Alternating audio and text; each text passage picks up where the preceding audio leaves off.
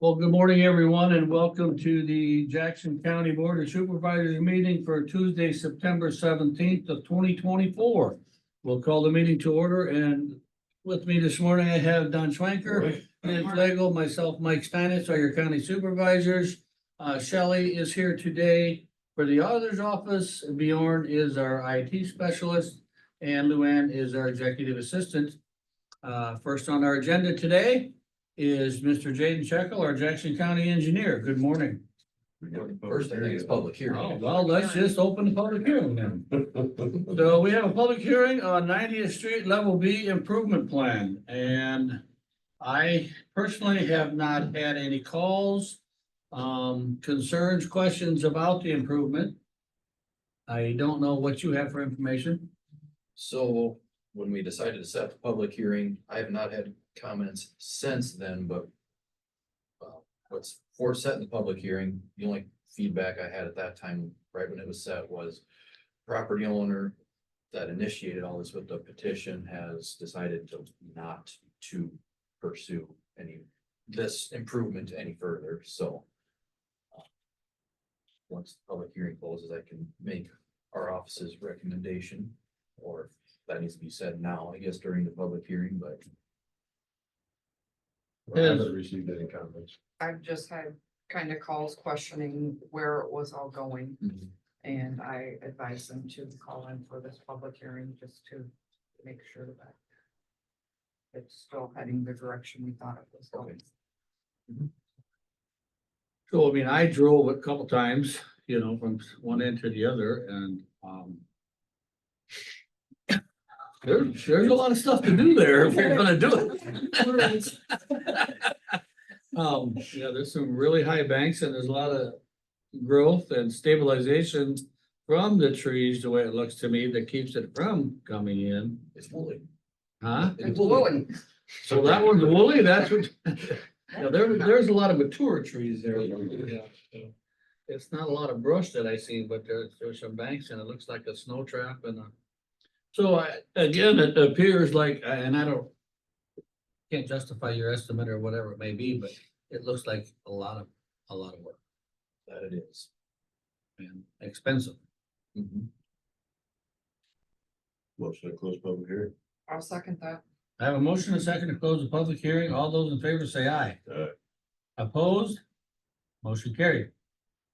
So now that that's done, given the feedback from the property owner that petitioned stating that he no longer wants to pursue it, our office's recommendation is to decline or withdraw, what have you, this improvement request, or to close it out. And basically not do this improvement is our office's recommendation, my recommendation. So does he have to actually rescind his request? I think we just reject the Or we level just- B improvement as, Yeah, so that's why we set this public hearing to follow, it's because that's part of the policy, whether it's in favor or not, to have the public hearing and make the decision based on that, and that is what closes, or either closes it or continues it if, were to be pursued. This public hearing, whatever the decision is, either that last step or a stepping stone, which in this case, it would be the end for this improvement. I make a motion to follow the engineer's request of posing the request for a level C to be upgraded. Second. have a motion and a second to reject, the 90th Street Level B Improvement Plan as presented originally. All those in favor say I aye. have one question. So if we do this, so All- let's say for whatever reason, he comes back and says, hey, I want to reconsider this. Can it be brought back? Yeah, you probably have to just follow the policy, redo the petition. Again, just do those same steps, but we wouldn't have to redo the design again, other than maybe just update costs if it is X amount of years later, but. So some of that can be fast tracked, but you just have to start the process with the petition over again. Yeah, that's all changed. All those in favor say aye. Aye. Opposed, same sign. Motion carried. Next is a utility permit for Cascade Communications. It's on 267th Street, so the level C the portion of level C that we improved to level A. Is to bury a new fiber for the resident that lives down there now. I talked to them just to make sure that they were aware of our new crossroad tube that we put in as part of that work, and they were aware of it, and we're gonna bore well underneath it, so. Given that, I don't see any issues with their plan, so we recommend approval. Second. Have a motion and a second to approve Cascade Communications 267th Street to bury new fiber as presented. All those in favor say aye. Aye, opposed, same sign. Carried. Next is a weird one, I guess, an entrance permit for myself. I'll reject it. We might have to do a little more investigation. We gotta put this on. I came prepared. I got all the plans. We haven't got anything, so.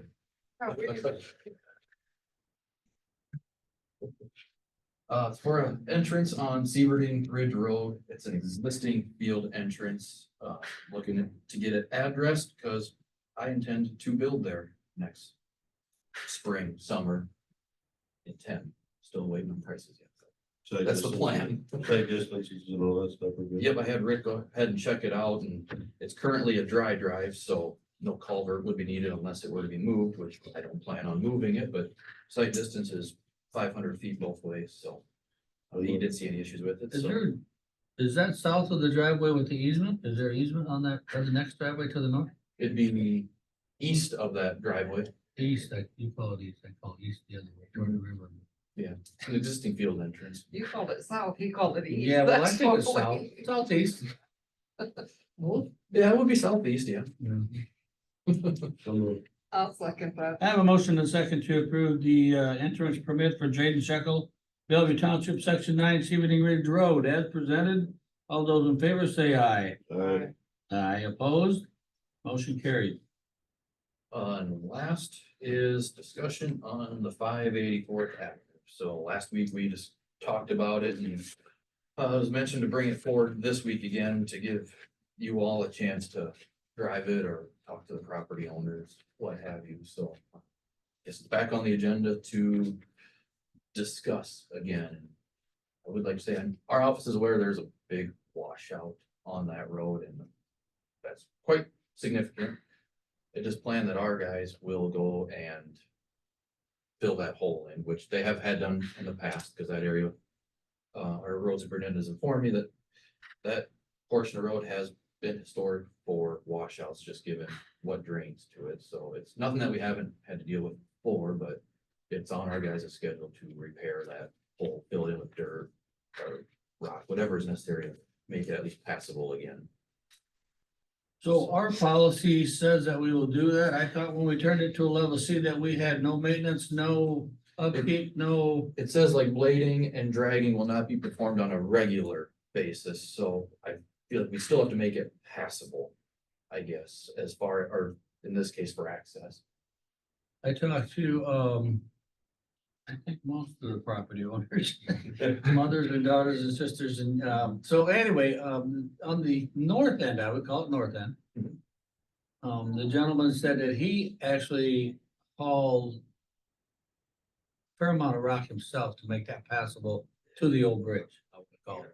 Yes, and I do. And think it is pretty good road, it is. Up to that bridge. So he did that at his own expense? Mhm.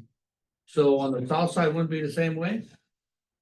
Could be, I just fear that given the pending lawsuits or everything going on with the property owners out there, I just would hate to get ourselves wrapped in anything that we have no need to get wrapped up. in. Okay, so that's a good point that you bring up the lawsuits, and I had a note to say, you know, being there is pending. Shall we or do we do any improvements until the Until lawsuit that's is sorted out. sorted out? Certainly could, because lawsuits tend to sort this. And I don't know what it all entails, you know, someone offered to send that to me, and I said, no, I don't want that, you send it to county attorney, if you send it to anybody. Because I can read it and still not know what it says, but I don't know what the lawsuit all entails, but I don't want to infringe ourselves on something that, I guess maybe we shouldn't. And it's something we can That makes sense? definitely wait to, we can discuss more with the county attorney if we need to on what his best recommendation would be, but yeah, I just depending on, I came in from the south side and I know there's more than just a fence in question that seems to be encroaching on the roadway. On the right of way. Yeah, on the right of way. Mhm. And so. I don't know. I wish everybody could just work. Yeah. That's, There's anyone present would like to speak regarding? I basically, Would you please state your name and? Travis Woodhurst, property owner, 584th out there. Basically everything that I kind of explained last meeting, I really don't have anything new to present.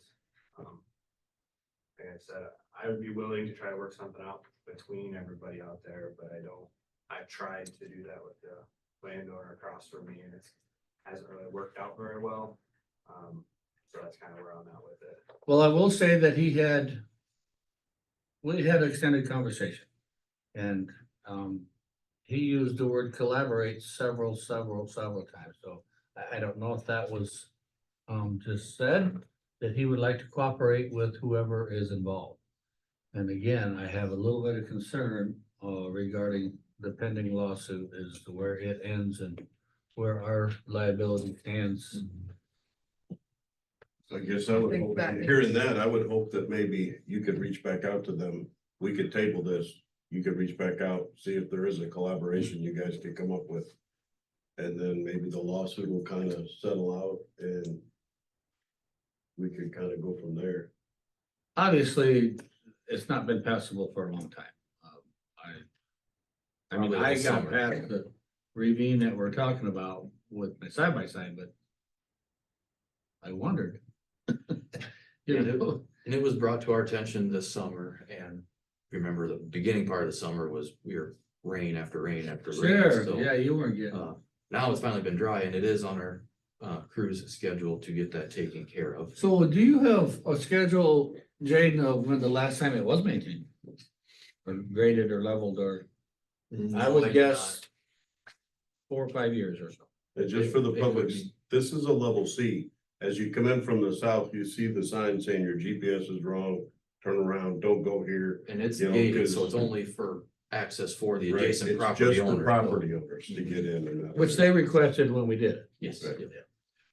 Were you a property owner then, sir, at that time? I was a son-in-law to a property. Okay, okay. Not that I, I just kind of want the history a little bit, any information that I can gather, but.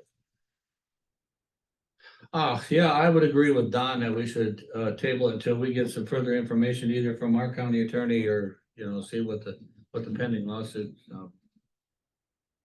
And I would say, Yeah. reach back out and see if you guys can come up with something and when when the lawsuit kind of settles out and things are still difficult, then come back and we can look at something at that point, but there's just a lot of things floating right now and it would be better because again, if we did anything, it would be the whole stretch of the road. Yeah. I'd make a motion, we table that. I'll second that. I have a motion and a second to table any action on the fencing within the right of way of 584th Street to level C. All those in favor say aye. Aye opposed. Motion carried. Keep me informed. I was gonna say, yeah, if you get something settled there or whatever, then at Let that us time know. we can look things back up.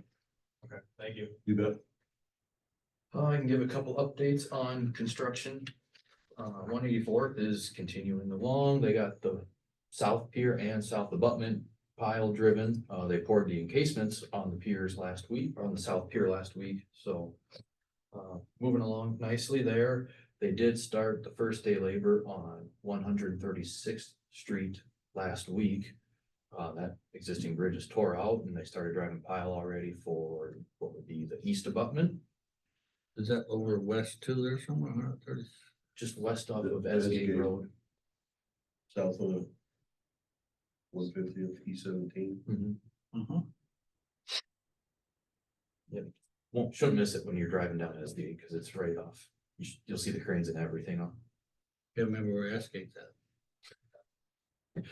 Mary looks at me, I traveled for 40 years every day. Avenue. Yeah.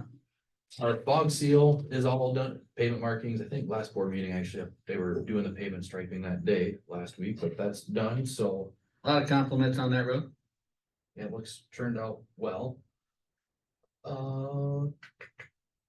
Yeah, Y61, that's been done for a while now. Our annual pavement markings were all finished at the end of last week on all our paved routes. We do have some crack sealing occurring next week. A crew's gonna come in to do some crack sealing that we do annually on our asphalt roads. It's only 4 stretches of road, just small stretches, E17 and Caves Road, small stretch. Z20 north of Spragueville, and then the asphalt on Sebring, the little bit of asphalt that's on Sebring Ridge Road. Those are the 4 roads, but So with this fog sealing project, does that take away from some of the crack sealing that we do? It looks like that would almost cover. it looks like it, but no, you'd still have to do crack sealing to get into the fog seal. Is really just a spray that will eventually Yeah. get absorbed into the asphalt. I'm The crack curious sealing is how long actually that filling lasts. with Yeah, hot tar and stuff. It looks that's- really nice, but I'm just It does, yeah. curious of how long that's gonna last. Yeah, we actually today I'm submitting the final plans for the Iron Bridge Road to the DOT, ones that we approved a few weeks ago. So this is something fairly new though, right? Is that, or is other Well, people been new using to it? Jackson County. New to Not- Jackson not County, that's what I new- figured. Not new construction method or, at all. Right. Just new to. our So it is county. proven. Yes, Todd does these every year in Clinton County. I mean, it looks like the thing to do, like. And where we at with Iron Bridge as far as replacement? So we did not get that raise grant, which I think you were all aware of that, Yeah. correct? We still did get that $2 million from the DOT for that replacement. We haven't received that funding agreement yet, so the clock, once you get that funding agreement, typically they're like 3 years. That project has to be let within 3 years of the funding agreement being executed. So we haven't received that yet, so the clock hasn't started ticking yet. But Todd and I talked his last week here about bridges reprogramming stuff to try to make that happen. We'll certainly apply for the raise grant. Well, when the raise grant becomes available again, we'd like to apply for it again, just to try, once we get debriefed on what we maybe lacked on this submittal.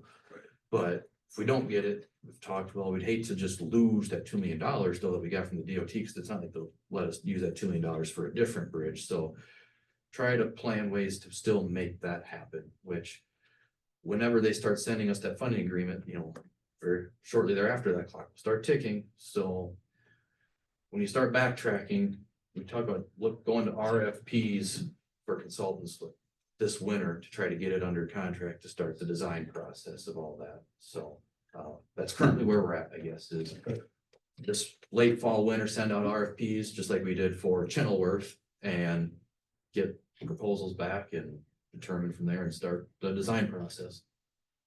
So I feel like that bridge we're gonna run into as far as it's gonna be eligible for listing on the National Register of Historic Places, which there was a wrench into the plans, but we anticipated Channelworth being that case, which it luckily did not. But I do feel Iron Bridge will fall into that, which we'll deal with it as it comes, but that'll be a hiccup along the way. I still work with Nate to see if there's any kind of funding we could utilize to kind of improve that access while we're there. Yes, because there would be, with that bridge, I don't know if the hydraulics would require that bridge the new bridge, the replacement bridge to get longer or shorter. Like, for example, Channelworth is actually be a shorter bridge than what's existing due to hydraulics. Maybe Iron Bridge could be that way, or maybe has to get lengthened in, but long story short, the canoe access would have to be revamped or reconstructed to accommodate any bridge construction, so. Good, and I've talked to Nate about that, so. Am I correct in saying that I heard you say we can still apply for the grants after the clock starts ticking? For the raise grant, yeah. Right, okay. you know, but yeah, don't want to lose that $2 million that we received for it. Appreciate it. That's all I had, I guess. Sorry, it's pretty lengthy, but Thank you, Dane. Have a good day. And are there any visitors or citizens here that like to approach the board at this time? Neither online or in person? Hearing or seeing no suggestions, we'll move on to Mr. Josh Bolt, the Jackson County City Manager. Would you tell Josh? The Wacona City Manager, not the Jackson County. Did I say that? Correct. The Jackson I County. was just checking see if you're paying attention. Josh, you're up. Oh, I introduced you already. I'm sorry. Good morning. Good morning, Josh Bolt, Wacona City Manager. Good morning. How are you? Good. Here to present a follow-up engagement letter from Allers and Cooney. Reference a research project that the city previously committed their financials to. Compared to the previous waiver we signed together, this one further details city to pay for it, which I don't expect to be any greater than $6,000 or $7,000 all said and done. And will position us to further have some conversation with some of the other mayors and township clerks and some of these other communities that will be affected by communications funding. So today I'm seeking your approval of this engagement letter. According to Nathan Overberg, there were two different letters because this second one effectively needs to detail who pays for what and who's paying the invoices, which we previously committed to. So Is that the same one that you emailed to us, or there been changes to that since? there's been no changes. I did forward this to Lisa at some point, I believe, last week. That's the letter that's in question here. A couple months ago, there was one about a conflict waiver, which we discussed and ultimately approved. And since our mayor's meeting with Wynn, we've been communicating with Nathan Overberg to proceed off of a model to get us into a better conversation position. I don't expect this to turn around next month, but be something that we develop over the next couple to a few. So that's kind So of, we did have extended, or not extended, but a good conversation at the municipal league meeting. And I guess my question is legislation gonna take a hold of this thing somewhere at some point? And do we kick the can per se until we see, or is there something gonna change? I mean, like we talked about at the meeting, it has to come from somewhere. If it's per capita, so be it. Municipalities then pay their percent compared to their capita. We also discussed that, well, some of these smaller communities may unincorporate. Well, they're still gonna pay for county assessment then if they do that. And then they will have no other services for Yeah. city. So I just don't really know where we're going to try to figure out how we're gonna pay for it. I just somehow feel it should be per capita. Each city municipality, if it has 500 people is a round number, then that percentage of population should be assessed for that. I don't know. I don't know if that's right or wrong. no, so I think you're on the right track, and it was really interesting after that meeting, because if you know Kelly Brown well, she Yeah. really inspired herself to research this a lot. And in a very roundabout way, there's a real grasp on why this is important, but the question she also had was, if you formulate this agreement, can also cities be charging this on a property tax to fund communications obligations outside of the 810? And that's a little bit outside of my knowledge at this point, but we need to get there somehow. Yeah, And to me, that's signing the engagement and starting in with some of these advanced conversations.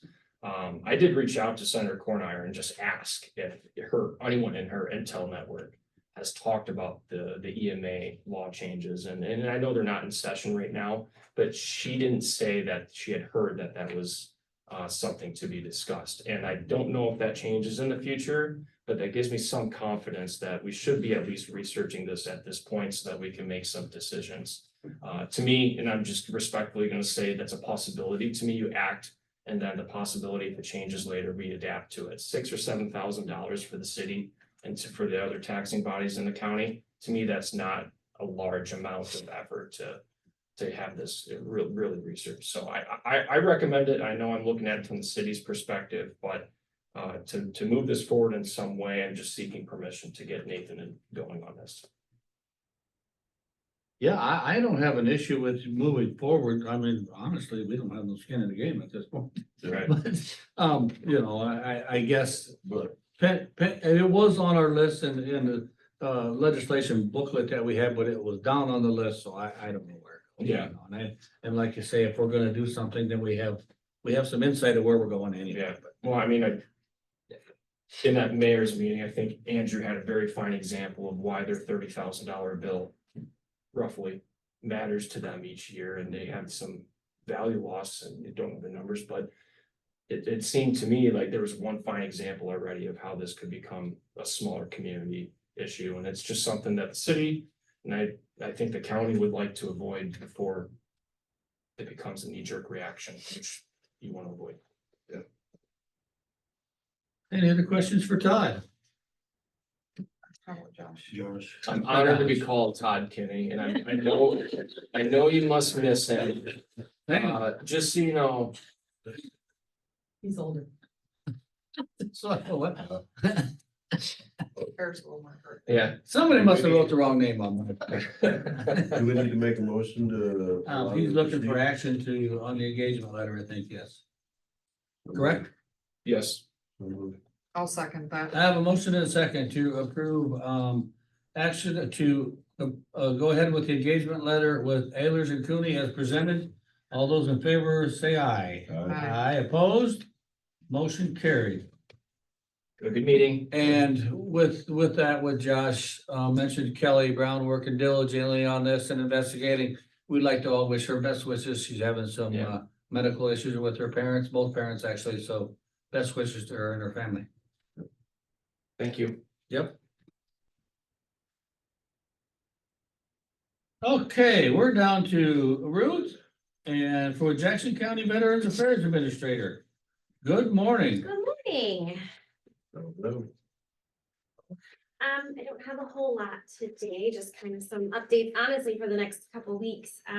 So our office will be closed on Friday. Lucy and I are going to Coralville to attend a training on justice-involved veterans. So we don't have a lot of that, but it does come across from time to time. So we would like to have a little more training on what services are available for our justice-involved veterans, how we can reach out and help them, because there are a lot of services available, we just don't know about them. So it'll be good for us to do that. So we'll be in Coralville on Friday for that. Trish and I take our basic benefits course next week, September 23rd through the 27th. So we will have limited office hours that week. So Lucy will be holding down the office 9:30 to 3:30. I will be in the office, but unavailable. So I'll answer phone calls and emails when I have breaks, and probably I'll come in before work and then after, and at least help somewhat so she's not all alone. We received our state allocation funds. So we did receive that $10,000 from the state. We also received a letter as to how those funds are to be used. They are still deciding on that $3,000 travel allotment. So they don't know how they're going to distribute that yet. That has not come through. So we'll find that out when they know. We currently have 81 open claims in the county. 11 claims were decided last month, and we have 415 veterans receiving benefits, veterans and surviving spouses and dependents in Jackson County. This month I attended the Macokota American Legion meeting just to introduce myself, let people know who I am, see if they had any questions about what we were doing. I also attended the Tri-State Veterans Network event in Dubuque. So Tri-State Veterans Network is they're like a nonprofit organization. They held an event in Macokota at the brewery there, and they hold events in Dubuque on a regular basis. So they invited me to come up to Dubuque because they said a lot of their Bellevue veterans come up to Dubuque for that. it's essentially a networking event for veterans. It also is a hiring event. So it's usually sponsored by a business in the area that is looking for employees. And so then veterans can come with their resumes, they can meet with Iowa Works, they can meet with employers, they can meet with people like myself that might be able to help them file a claim, those kind of things. So it's a neat event to go to. There's a lot of people that do attend.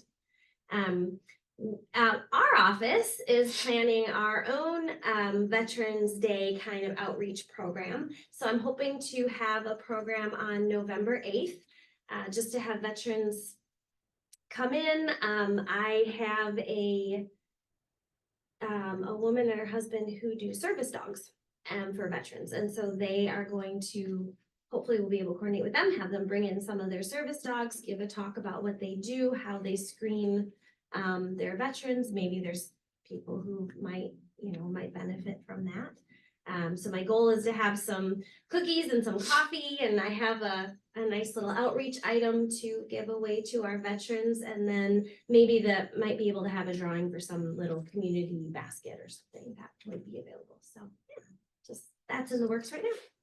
Nice. You might want to give, I don't know if you have any copies of that report, but maybe Mary might want some of that Yeah. information that's on there. Yes. And yes. I did read the minutes from the last meeting. It seemed fairly short, and I appreciate that one of our colleagues was there. Yeah. And I appreciate you collaborating with other counties and events that are going on. And I know a lot of this happens after hours. Yeah. So I know it's time consuming, and we appreciate that. So Thank you. Yeah, no, it's neat to collaborate and see what's out there. There's a lot of things that I just don't know because I'm new. So meeting people and making those connections is beneficial to the veterans in our county. And you're doing a great job reaching out there. So. Thank you. rub some shoulders and, yeah. Nothing but positive things we've heard since you've kind of taken the helm, so. Wonderful. Well, that's good to know. I'm happy we're here and happy we can help. So, Well, we appreciate it. We appreciate the update. well, thank you. Have a Keep wonderful us day. informed. If you need something, let us know. All right. Thank you so much. Thank you. Did you get that right? Lori, can you hear us? We're ready. Is that Lori?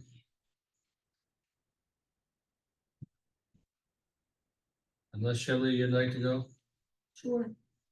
Okay, First thing I have is the minutes from the September 10th meeting. For need approval. Motion to approve the minutes from the September 10th meeting. Second. a motion and second to approve the minutes of September 10th, 2024 board proceedings as written by Auditor Smith and authorized publication in official newspapers. All those in favor say aye. Aye opposed. Motion carried. And the second thing I have is the meeting minutes from the August 14th Veterans Affairs Commission meeting. So moved. Second. Motion and second to approve and put place on file the Veterans Affairs Commission meeting minutes for August 14th of 2024.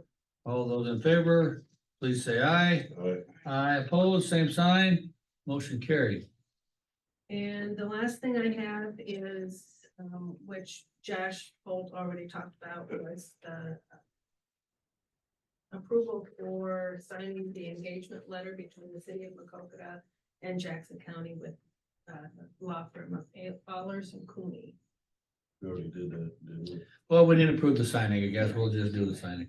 we? So moved. Second. Motion and second to approve Auditor Smith signing the engagement letter between City of Macokota and Jackson County. With the engagement letter as presented. All those in favor say aye. Aye opposed. Motion carried. Last thing I have. Thank you very much.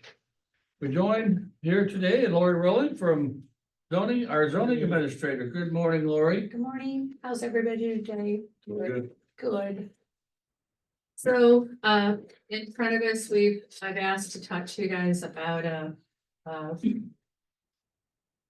if you guys were interested in doing a moratorium for, data mining,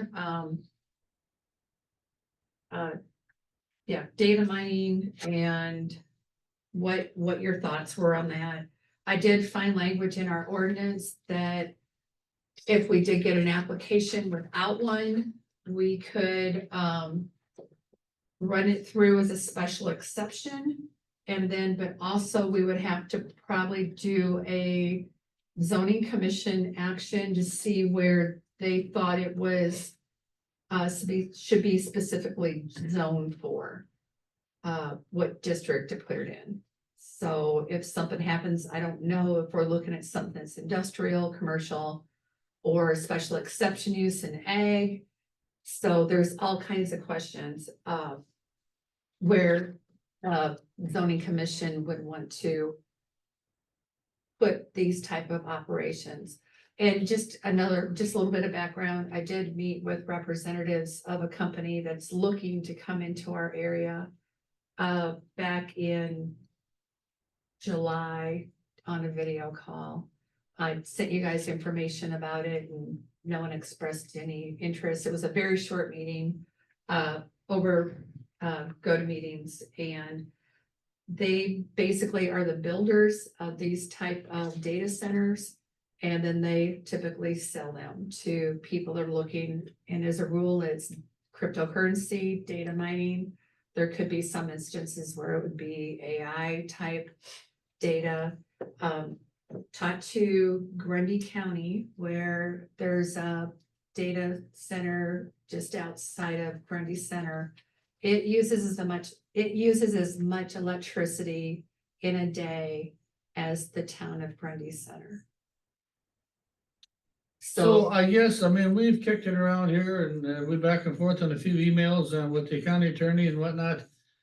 I'm almost at a loss here because I mean, I think some of us may be confused and some of us may, what we're looking at. When you say data mining, I don't know, data means a lot of information. That it does. Mining means digging a hole. What does it encompass? It's- Both? It's digging through information to get what it needs. Okay, so we're not digging a rock quarry to put this in, right? That is We are- correct. And But how big operation and what's the resources that they do need? Is there disposal of anything with questions that have come up between, I you think the know, biggest thing is just heat and power consumption and maybe noise. Probably I think noise would be, Cause they could got be an to cool issue. those, you think of it every time you have a server, it has to be a cool room because it puts Exactly. off a lot of heat. You're talking about a Across the server hall. that fits into an industrial sized building like HESCO or something at times. I They mean, we're generate talking a about lot that of much heat. space. No, not, I don't believe so. They haven't been, Or, but they fill a big building Yeah. with They- these they- servers. they can. Yeah, Yeah, they can. The one that's operating out of our Grundy Center right now is in a hoop building. Seriously, It's in a hoop building. There is no, but it's temperature control. no, it is not. In the winter, it's nice and toasty in there. In the summer, probably not a place I'd want to work. But, and then too, some are also in storage container. I saw a TV show where this guy, he did it. And he bought storage containers and he just stuck them in, and it's just like servers. And, I mean, I guess I don't know how to proceed on it. I don't want somebody to come in and have the ability to do this without having any information. Okay, and it's, it's kind of vague what they're looking to do. And until we got an application for a permit, we really don't know the specifics. So does Grundy County have any, Do they have anything in their zoning? I'd have to get their do they specific, have any issues with it? they did, and Okay, they worked on that. and what kind of revenue is it producing? It doesn't produce much. It's a very small tract of land, and here just going, the assessor had here, hoop building, you're talking minimal value on that, so you're getting minimum tax dollars from that. Sometimes they use leased land, other times they purchase an acre. So you have an acre or 2 acres of land that has maybe, long as it's not zoned ag or a classed ag, you have commercial value on 2 acres, which isn't gonna be a whole lot out in the rural part of the county. Your portable containers, I'm not sure how much language the Department of Revenue is giving the assessor's office to where they can value those, because they're probably gonna be looked at as temporary The or show I portable watched- The structures. show I watched, that whoever owns it kind of leases it out so people can use it. It goes out, kind of like MMEU. They put the power out in the grid. This is more space for people to use for whatever. It's an incredibly lucrative thing for those that that own it. But it's minimal, literally, it's, I bought, the guy was like, he spent like $40,000 and he pulled up in his Lamborghini kind of thing. You know, But as far as revenue or For the for county, the county. minimal. Minimal. They So said it's they might bring More of in, a business 8. entity is. might bring in 8 jobs, but as far as taxes that you guys would generate off it, it'd be minimal. they just gotta keep them running. Yeah. And they use a lot of power. I They use a don't ton have of enough power. information to make a decision. Okay, I want the ability, like you say, if there's a loophole in our zoning now that says we can stop it if they come in, or if they can come and build it without us knowing it, I don't like that idea. right. And well, basically they'd have to have a board of a zoning commission action and possibly a board of adjustment action because we don't have language in our ordinance. Would they have to to do do that if they came into a municipality in Jackson County, or would they have their own thing? I don't know what the ordinance would be for the specific town, so Inside the city. if they were already governing that type of Then activity, most municipalities, if incorporated, they may have a zoning, they may have so language. that would, Supersede? Well, if they were in the city, that we wouldn't even be talking to us. right, That would go straight to the city. Talking to the vice president of, I can't remember what his title was, at MME, or not, excuse me, Emmacocata Valley Electric Cooperative. They know about this, they're supportive of it, and it sounds like it's their, it would be coming onto their lines. So they know there's money to be made. I was gonna say, that'd be why they'd be supportive. of it, Yes, of Because course. it's gonna take a lot of electricity Of and they're gonna course. get paid for it. And a lot of these times they have to be very close to a substation. They're saying within a mile of a substation. And but a lot of times the power provider has them right at the substation. So they're not having to move power. And another thing I was told that they basically use the data mining uses the reserve or extra power. And if there's ever a draw on the system, they're the first ones to go off. Okay, So, somehow I but- just feel like that we have to protect our. And that's constituents. why we have that draft, we have a resolution ready to go if you guys decide to adopt it. It talks about needing to have an ordinance in place or protections in place for our county. And that we have concerns that have been raised by public officials regarding our level of preparedness when it comes to the development of data mining facilities within our county due to not having current data mining facility ordinance. so this moratorium, we got one for wind, we got one for solar. Yep. There's a third one, what's the third one? Battery storage, Battery storage. yep, I know, Seeing this would be number 4 on the list. I know, it's killing me. Is this, if we approve this, this would set to expire June 30th? We can 25? change the language in that, we have 9 months in this. So Okay. that would get us to, I don't, November, December, January, April, May, June. Okay. June. okay, I just think we got a lot on our plate. we have a And we're- lot. We're asking too much of our members, I think, to try to crack all of these out in Right, I agree. 9 months. I agree. But at the same time, we have, there are some valid questions and some of these questions that were raised about this specific type of operation has me questioning safeguards that we don't have in place on other type of of things. Let's just use, for example, cell towers. We don't require bonding for decommissioning or removing. We don't have any specific rules about taking out foundations or whatever they have. We don't have any questions about what their energy demands are. I mean, probably not much, but and then waste, we don't have questions about that. But then again, we haven't had any issues. But I can see the need to write some decommissioning language when we redo an ordinance about even cell towers. So I do have some personal experience with that, but normally that's all in the lease agreement.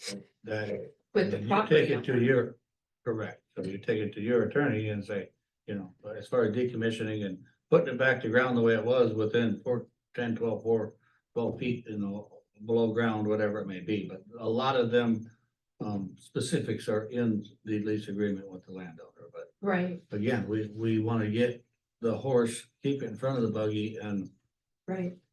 Because that is language we're addressing in the wind Prevent energy what we conversion ordinance, the decommissioning, whether it's in the landowner's lease or not, we're addressing it as a county. Engineering, we're addressing that as a county where we're not doing that with cell towers. I guess the biggest thing that maybe we want to think, and this more time would be a good thing is, when you have such a big user, a lot of times they kind of become priority, and I would just want to make sure wherever they go, they're not bumping people off the grid, so to speak, in the heat of the summer Right. or whatever. Agreed. And I don't want to see a bunch of hoop buildings just randomly popping up in weird places, so it'd be nice to have them.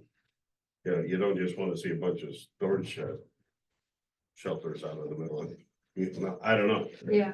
But again, is Uh, that your recommendation? You would, It kills me to recommend another moratorium, you guys. see, that It puts just, you on the spot. see? it just does. It kills me. No, I get it. We haven't had them for years and years, but now we want to try to stay in front of it. I know you guys are working diligently on the wind and you got the battery and you got the It's been one at a solar. time. It's go up to Grant County, you'll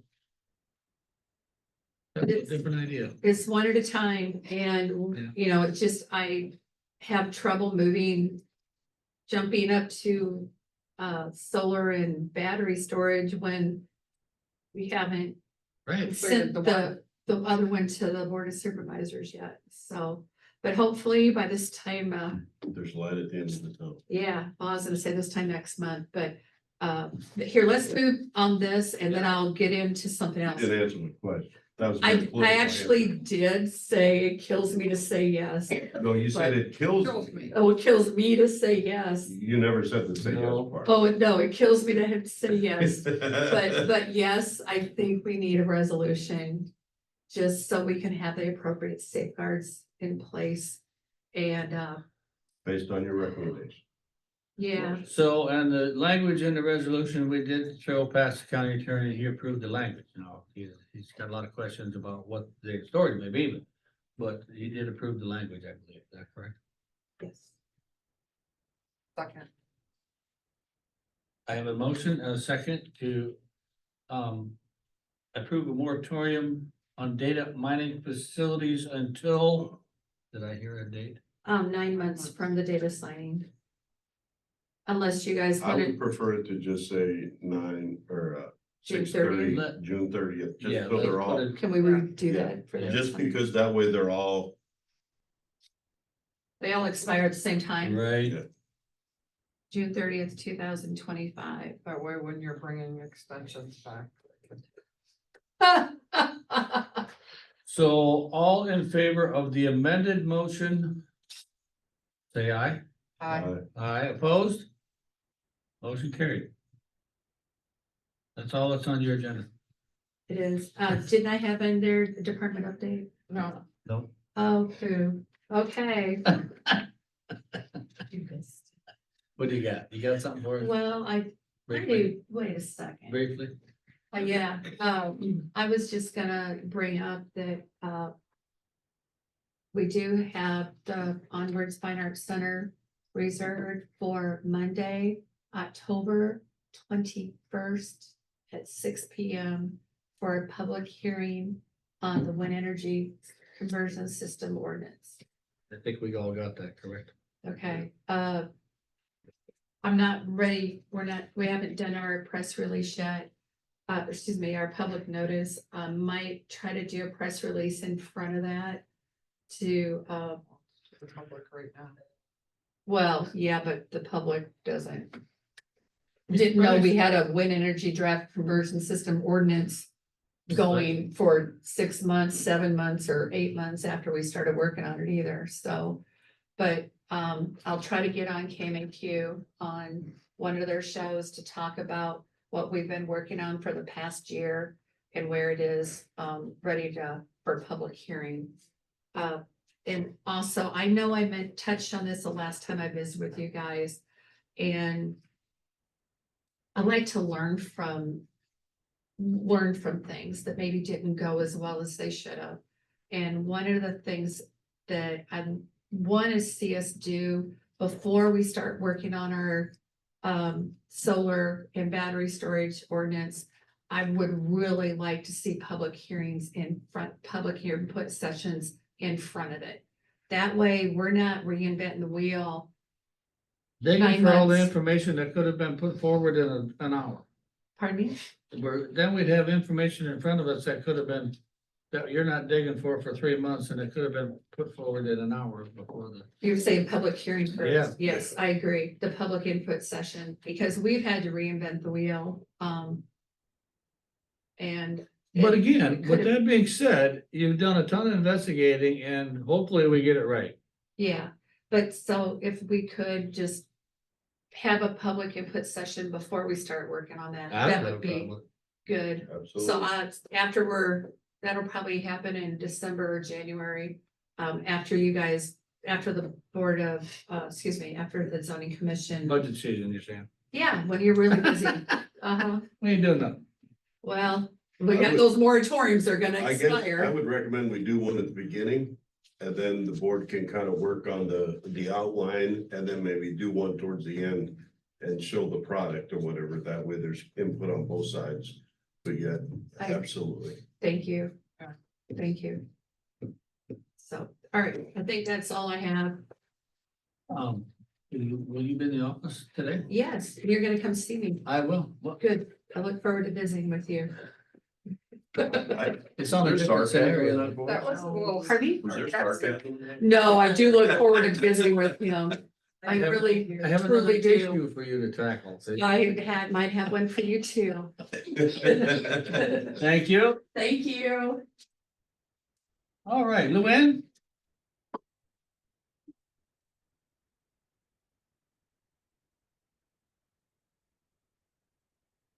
Good morning. Good morning.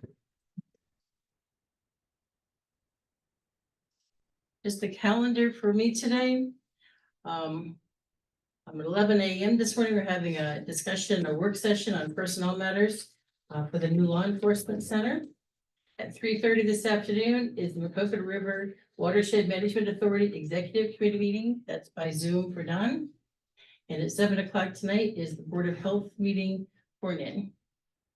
Wednesday, September 18th at 9 a.m. is an Easton IA Council meeting in Dubuque or by Zoom for Mike. Hang on here. 9 a.m.? 4 or 5 p.m. maybe? 5. It's usually at 5 p.m., so that's entirely possible. Nah, All that right, thinks well, yes. 5 p.m. might be closer than 9 a.m. 5, yeah. Safety tonight too.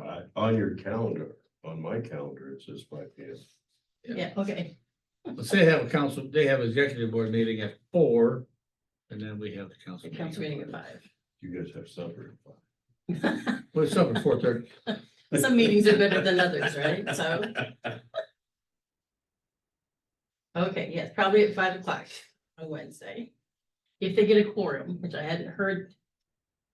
It was Arcadia looking for a quorum. I heard back from emails from a lot of participants that they were coming. Okay.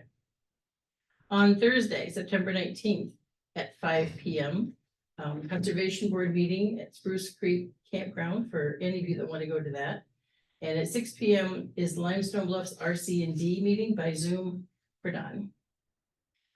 Then on Saturday, September 21st, from 9 to 3 is the grand opening of the new law enforcement center for all of you and the public.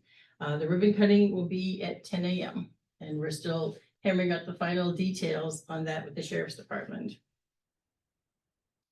Monday, September 23rd at 9:30 a.m. is a PEI meeting in Dubuque only. There's no Zoom option this time, and that's for Mike. At 1:30 on Monday is Waste Authority of Jackson County meeting at the transfer station, also for Mike. 4 p.m. that afternoon is an Early Childhood Iowa Council meeting in DeWitt or by Zoom for NIN. And at 7 p.m. that night is tentatively a Board of Adjustment meeting in the community room. Our next regular meeting will be Tuesday, September 24th at 9 a.m. I think that's all I have for you. Okay, any questions for Luann? Just fire safety at 1:30 today. At 1:30, okay. All right, thank you. And is Miranda coming in? No, they will be on by Zoom. Okay, then at this time, is there any other boards or commission reports?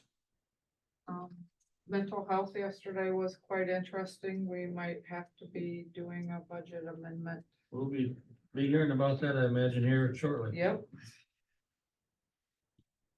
Taking away the mental health portion of paying the meds.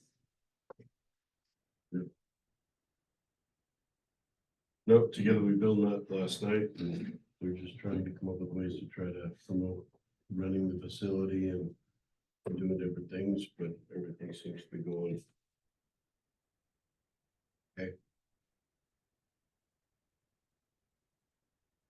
I don't have anything at this point, so we will take a short recess at this time.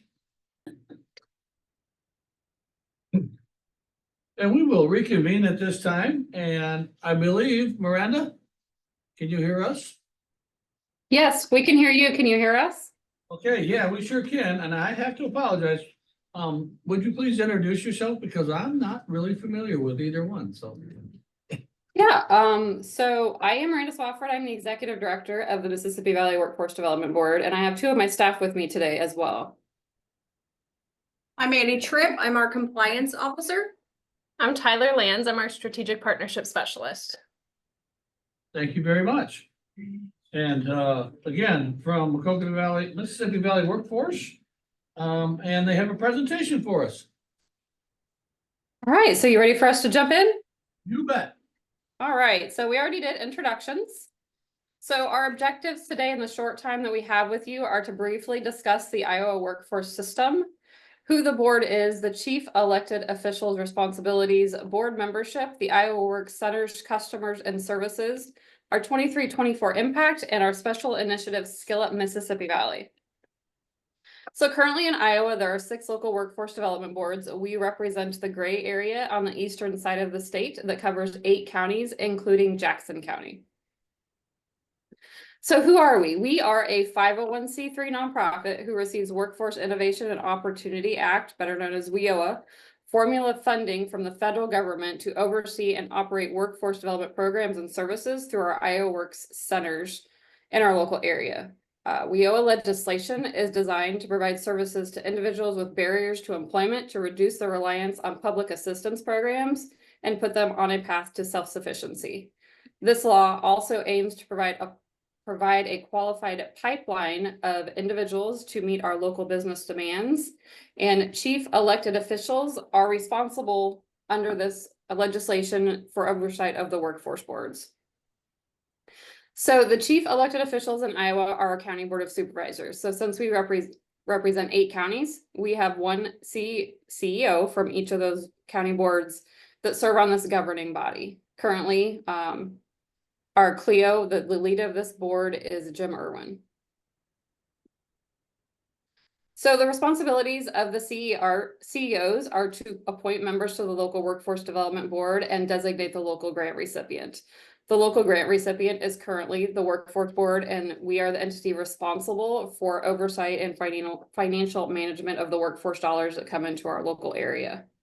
The CEOs also set policies and assist in the development of our local plan, along with conducting oversight of workforce programs in partnership with the board.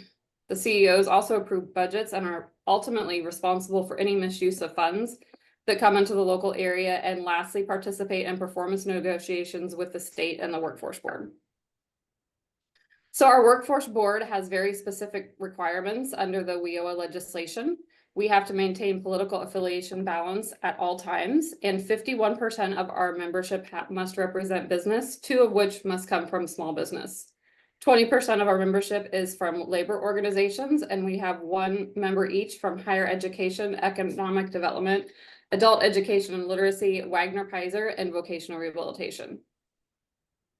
So currently the structure of our system is that our full board meets on a quarterly basis, and our CEO group meets shortly after that to ratify any decisions they must for the board. But most of the work is done in committees that most of them meet on a monthly basis, and those include our executive, finance, operations, youth, business, and disability access. Under WIOA legislation, the board has lots of roles and responsibilities. I'm just going to touch on a couple high level of those roles real quickly. So basically, the board is supposed to analyze labor market information and use that data to design the workforce programs in our local area to ensure we're maximizing the publicly invested dollars. Another large responsibility of the board is that we must procure service providers to provide the programs and services through the Iowa Work Centers on our behalf. So the board and the board staff, we do not provide direct services to businesses or job seekers, but that is done through a contracted entity that operates out of the Iowa Work Centers, and that's the entities that we have oversight responsibility for. Additionally, the board is required to coordinate with all of our partners in our workforce area to reduce duplication of services and maximize resources. We assist in the development of career pathways. We convene sector partnerships, and we involve employers in the decision-making process to ensure we're meeting their needs. We also leverage resources and continuously evaluate and monitor our programs and services for improvements. Currently, we have 2 Iowa Work Centers that serve our 8 counties, 1 in Davenport, Iowa, and 1 in Burlington. And we frequently have other events in our workforce area to meet the needs of our outer counties. And the myth we're trying to break is that Iowa Works is not the unemployment office, and Tyler is going to talk to you a little bit more about some of those programs and services available. Great. Thanks, Miranda. So if Iowa Works is not the unemployment office, we like to think of it more as the employment office or reemployment office. And Iowa Works is a combination of about 15 different workforce partners, including unemployment insurance, but also adult education and literacy, vocational rehabilitation, reentry for individuals coming out of incarceration, services for senior citizens, Native Americans, and other individuals with barriers to employment. We also have the adult dislocated worker and youth employment and training programs, which we're going to dive a little bit deeper into because those are the services provided through that contracted service provider that Miranda mentioned. So who do we serve? Iowa Works serves individuals with barriers to employment, whether that is basic skills deficiency, individuals with disabilities, justice-involved individuals, youth, public assistance recipients, veterans and their spouses, or transitioning service members, or anybody really who's just seeking some additional support finding employment. Some of the specific services that we provide to job seekers include job readiness activities and assessments of their skill levels, interests, and aptitudes to really put them on a path towards developing that career pathway and identifying what kind of career they want to go into. We develop individualized employment plans with people to identify goals, objectives, and action steps along their journey towards employment, and do other career planning work with individuals, as well as make referrals to needed services.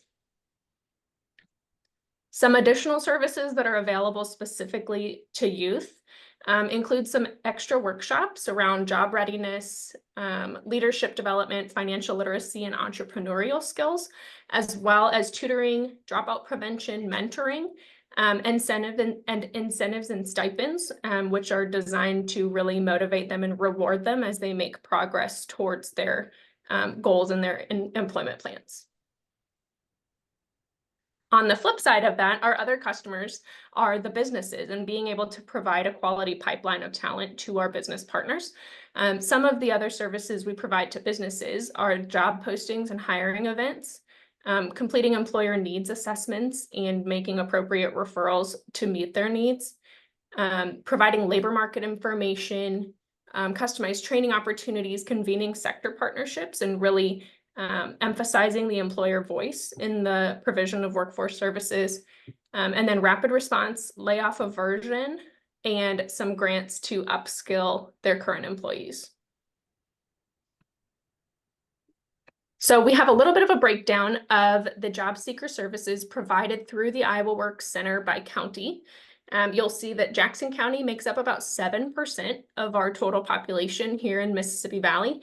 And receives about 2.5% of services through the Davenport Center. If you notice the asterisks up in the corner, the Dubuque Iowa Works office provided 198 people with almost 2,000 services from Jackson County. So people have kind of the option to go and receive services. So we wanted to include that data and that information.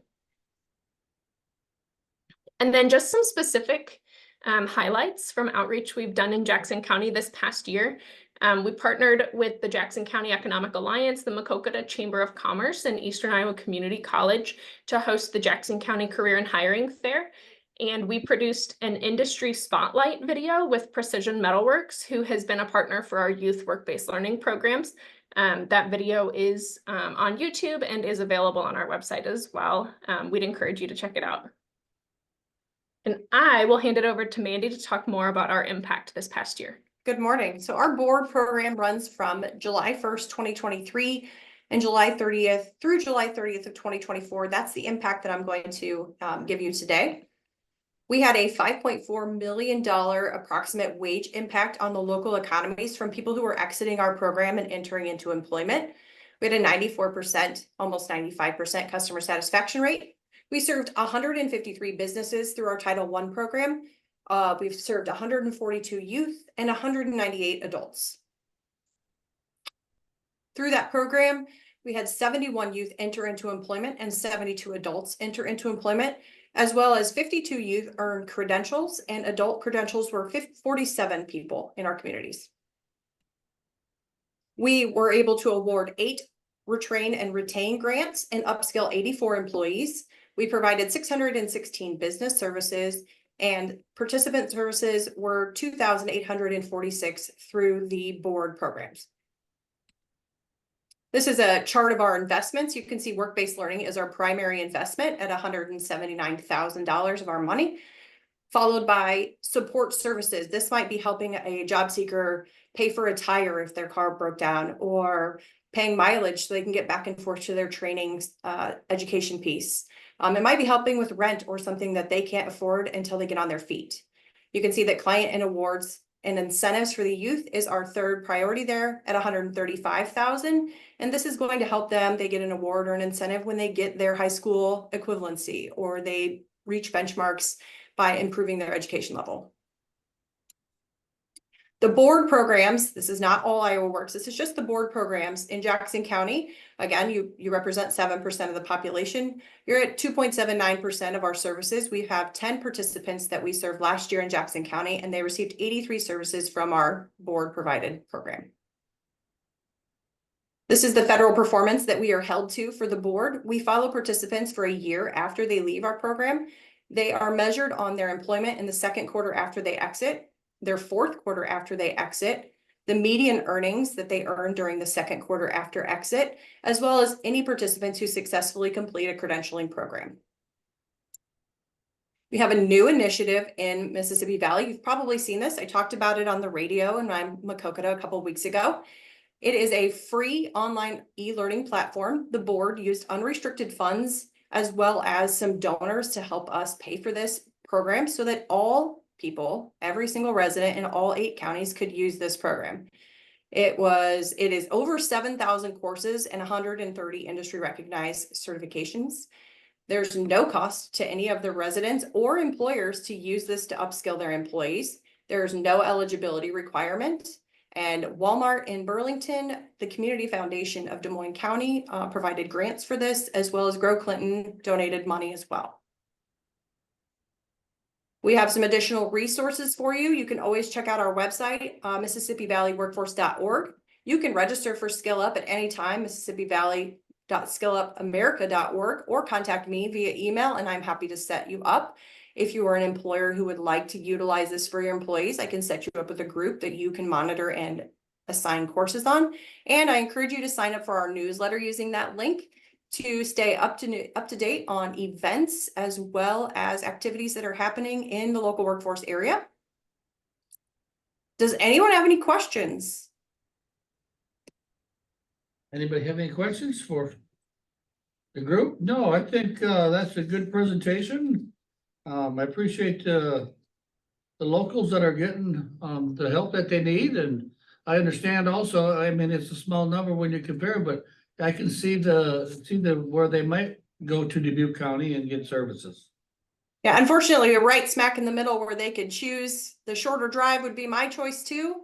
We did just have an event on September 4th where we did bring the Iowa Works mobile unit to Maquoketa and had some workforce services provided there. We had some people come and visit us for some unemployment services, as well as our Title I program had their virtual reality headsets there to test out.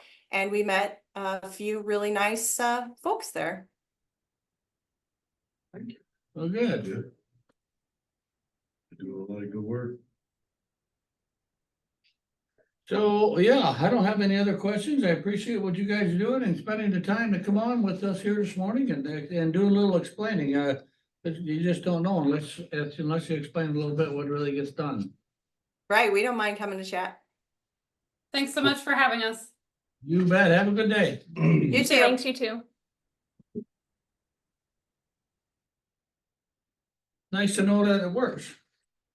All right, Jack Willie and Lene Birkin is up next for Lene is our Jackson County Disability Coordinator.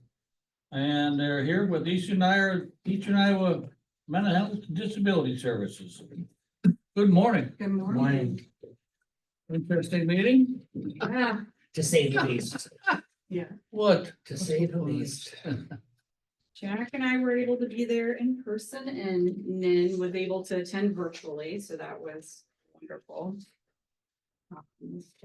I'm gonna go ahead and, as you guys have probably already heard, there's, budget cuts that have been approved. And I'm gonna hand out the form that shows what those budget cuts are. Yeah.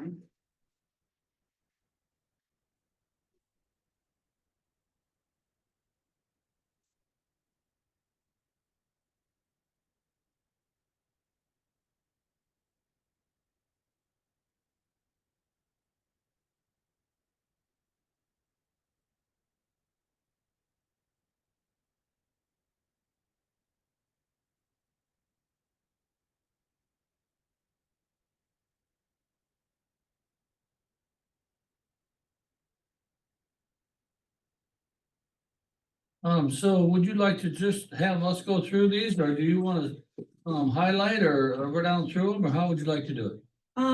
If you want, I can kind of go through it a little bit here and then. Yeah, why don't you do that? if you And guys the have current year questions. that just started. So yes, so this is gonna be for, this current year for FY 25. Some of these take effect now, Yes. Immediately. as of last night. Immediately. So, the first three on there are, children's services, the DFI, BFS and Step In. They are going to be eliminating two of the three, because what they're trying to do is, make sure we've got at least one service, to provide the services, so they're gonna keep Step In. And Step In said they can continue to provide the services, with a reduction of 100,000. We're holding all the MHI and Oakdale bills, the state bills. And then, if you kind of go, a lot of these are positions that haven't been filled. So those are on here because we're just not gonna fill those positions. And then we're gonna be cutting the Genesis ED for the telehealth. There are other telehealth options. So in order to save that, we are going to be cutting that. And then we're gonna be cutting all of our trainings that we had scheduled, so we don't have to pay for those. The one that's gonna affect the county, financially is the jail meds. Those are gonna be, cut, we're not gonna be able to pay for those. And then, we're also gonna be having a waiting list. So all of our new folks or folks who do not get services, there's gonna be a waiting list for those. I know I kind of jumped a little bit in there, but those are kind of the big ones that pertain to Jackson County. So the ones that I wanted to touch on. Jail meds, I did get onto our CSN system, and it looks like annually we pay about 5,000 for medication or psych meds for our inmates. Well, we hope that some of that is in on the new legislation, so it was listed on there and pretty high priority when we were out at state last couple weeks, 3 weeks. Well, that's what we basically discussed yesterday, is the fact that if there's changes that can be made, it has to be legislatively. And there's nothing we really can do about it, except we were supposed to. And actually, at the end of the meeting, they asked Lori and the management team to look at, because we really needed to cut 4 million out of the budget, and we cut 3.23331, a little over 3 million. But we're supposed to, Lori said, really to get us where we need to be, we needed to cut 4 million, so they asked, the board asked them to go through and see what additional cuts have to be made.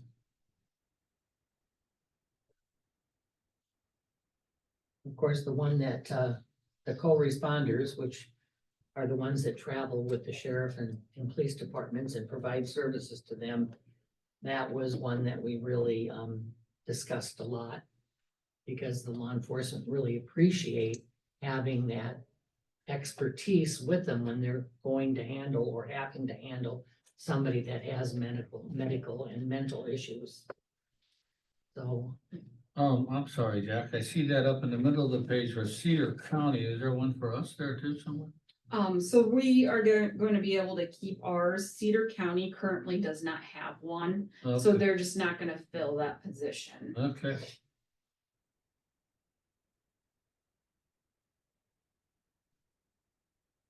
As Nin heard, it was not a very pleasant meeting. It was very difficult for everybody on the board and for those that were there observing, and for those that zoomed in that were providers of services. I really thought there'd probably be more in person with the cuts that were being proposed, but a lot of them just came on Zoom. And they did look at, when they were looking at cutting, they looked at like this 24-hour access, obviously they still have the step-in part. So they tried to not eliminate a whole section of services 100%.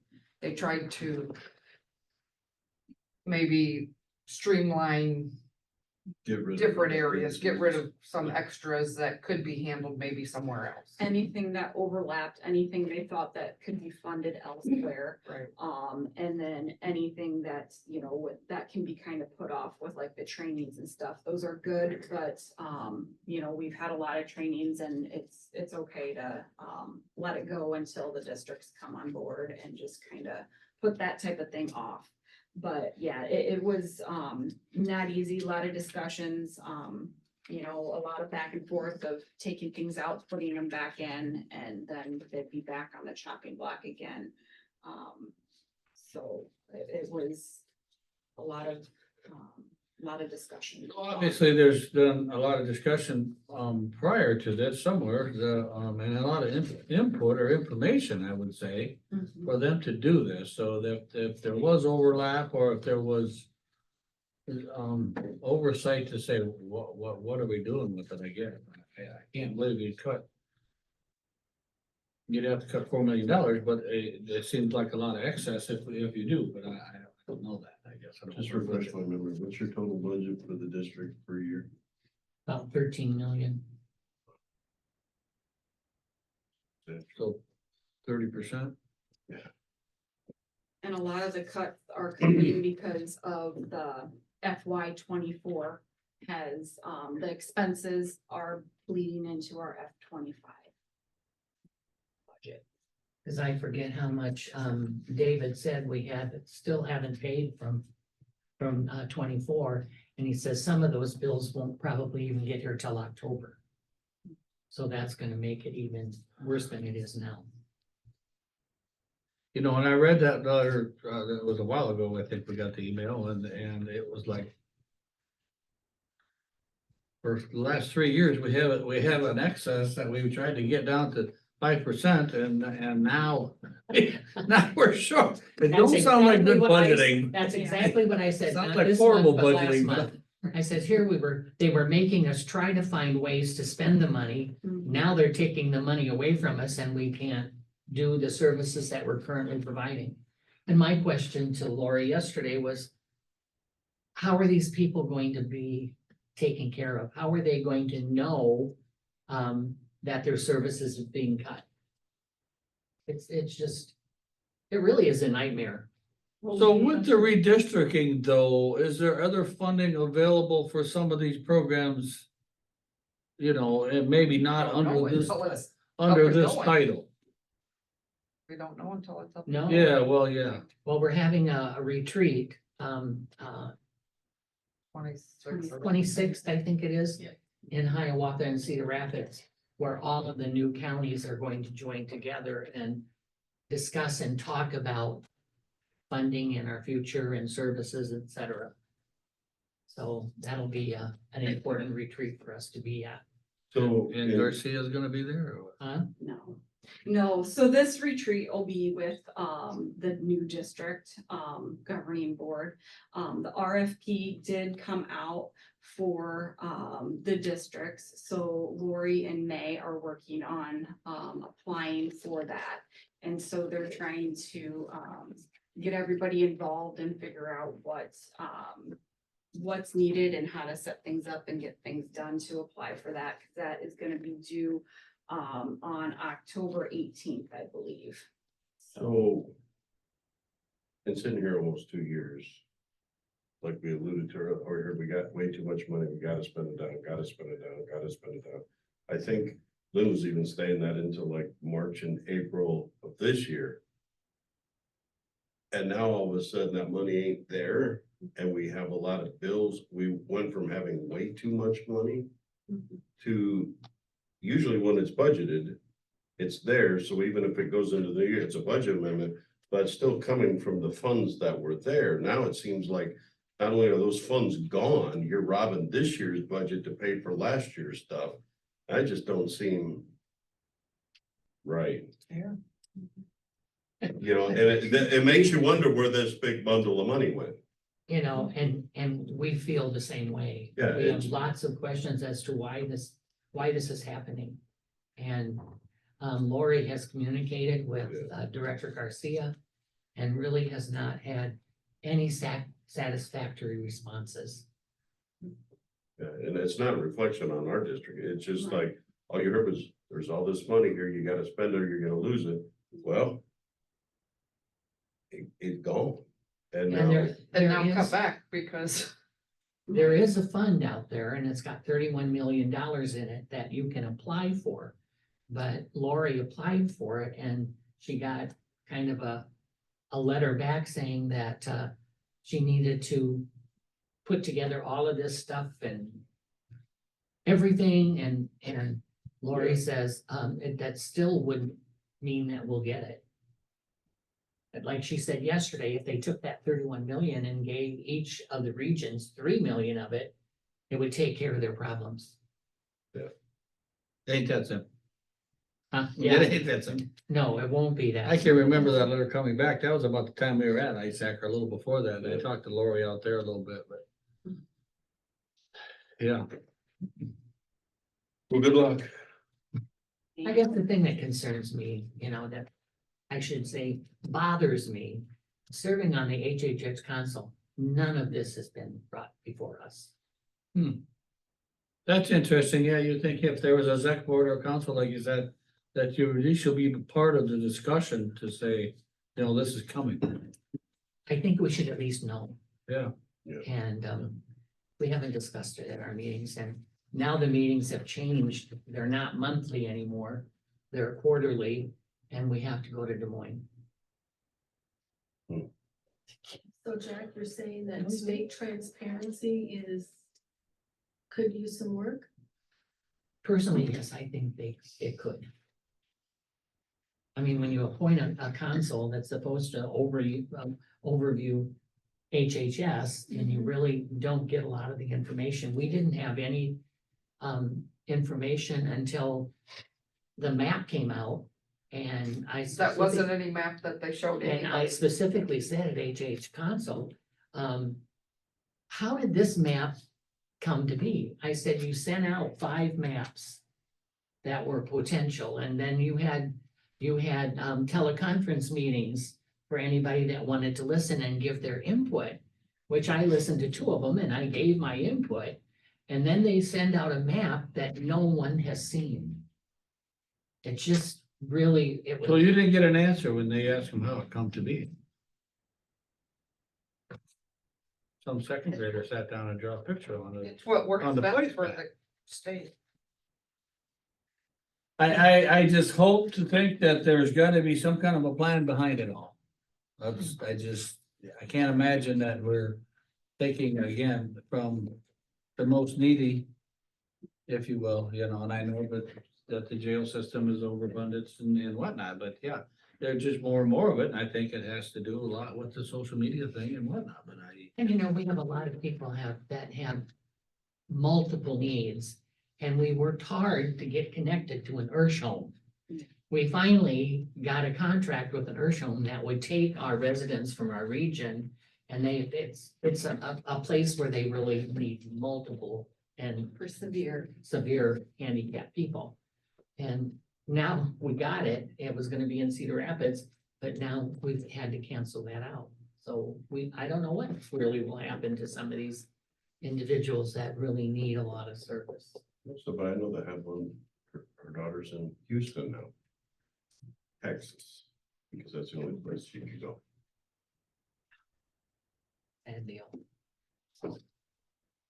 We will keep you informed and hope for the best, but are you gonna be able to go to that retreat? Are you being invited?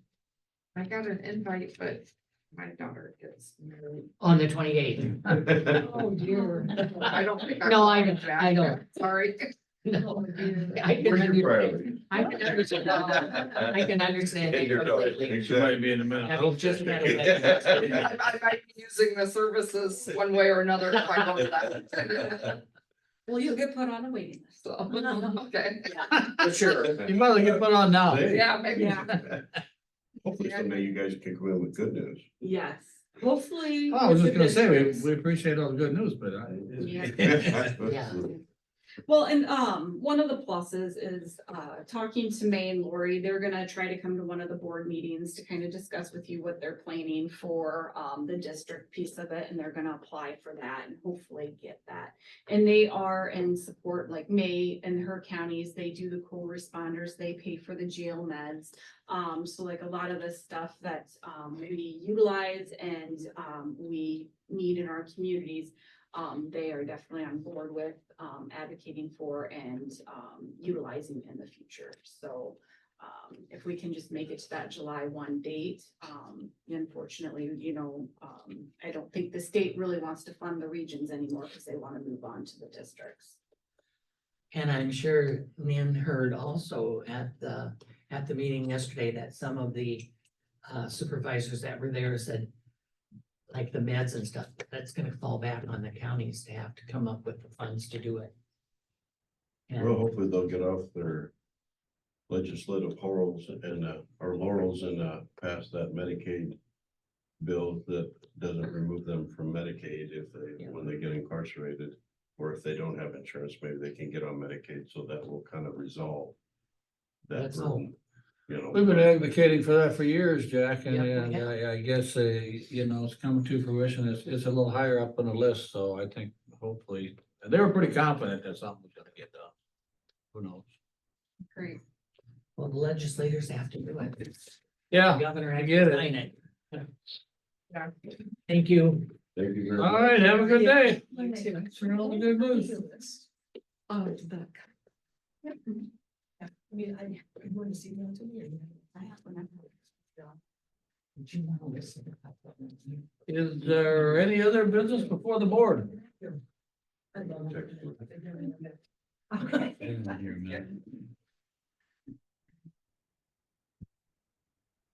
Motion adjourned. Second that.